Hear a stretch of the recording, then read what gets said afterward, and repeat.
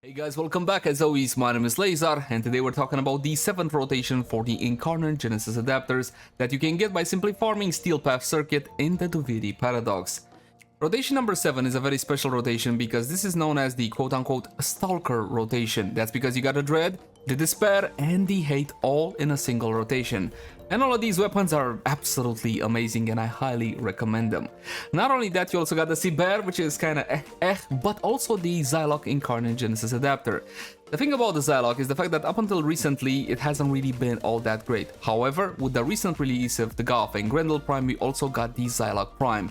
And long story short, I found a way to make the weapon quite viable. As for all of the range weapons, including the Hate, I'm gonna be having a full and detailed guide, which I will link you in the cards and in the description down below, so you can go one by one to see if you're interested in any. These are very strong and powerful weapons. While we're gonna be skipping the Cyber, if you're just going for raw power, that's all you care about, I would go for Sword of Dread, and then if you include a melee weapon, you should go for the Hate as well. If not, I would go Dread, then I would go Despair. Let's start off with the Zylok, however. The Zylok fires a explosive shot in its incarnate form. The problem is the developer decided to give it a charge up mechanic to it.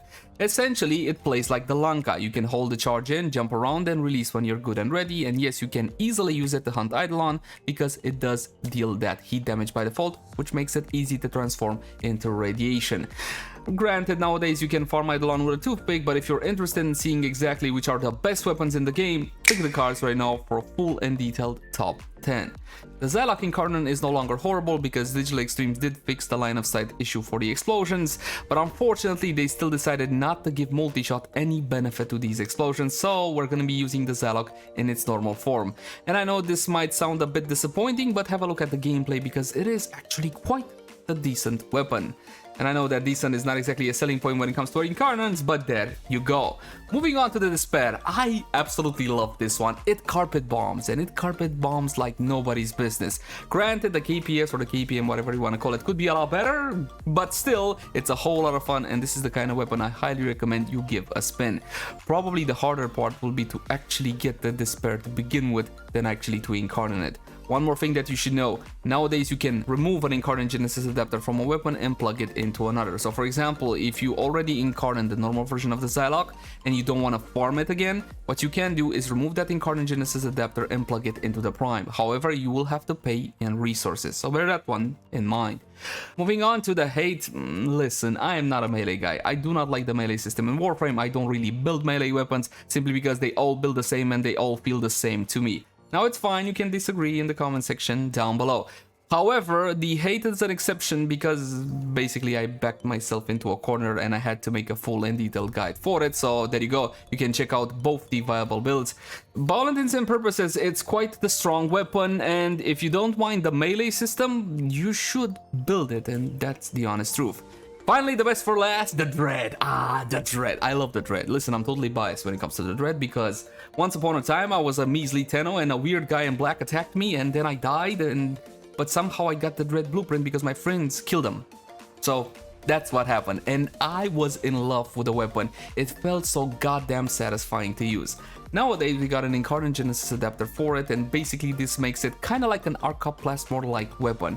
The only slight issue, outside of the fact that it absolutely pounds and destroys scores upon scores of enemies in area of effect fashion, it doesn't have a headshot multiplier, which the Cinta has, and it's very similar to the Paris, which is the next rotation. Paris you get at rotation 1, this is rotation 7, right? Then after 7 comes 1, because that's how it works right now in Warframe. Initially we had 6, now we have 7, not important. Basically, the Paris and the Dread are almost identical, almost. And of course, you min-maxers will be like, hold on bro, there must be one which is better than the other because they're not 100% identical. Isn't that true? True, and if you really must have the one that has the slightest edge of in performance, that's gonna be the Paris. But if you have one already built over the other, forget about it. You're not really gonna feel any performance difference in actual gameplay. The Dread remains my priority number 1 out of this rotation, but again, I am biased as bias could be. As for the frames that you get in normal form, prioritize the ones which are hardest to farm, because eventually you will feed all of these frames to the helmet to get their abilities and simply play the primes. So that means save yourself some trouble and simply get the ones which are hardest to farm. You don't know which are hardest to farm, you simply look it up on the wiki. And that's pretty much it. But before I go, what are the hot topics right now on Warframe? The GAF. Brand new Warframe. You want to farm it? I got a 7-minute guide on it. Quick and easy, painless, I promise. Click the cards right now. Get yourself that GAF.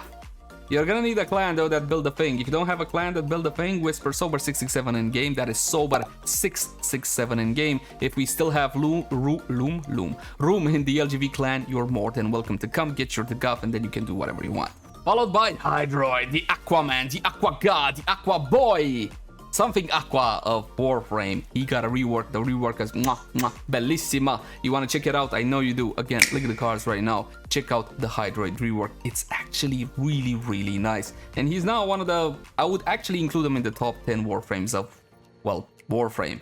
And that's pretty much it. As always, my name has been Leyzar. Thank you guys so much for watching. Like, favorite, share, and subscribe only if you enjoy the content.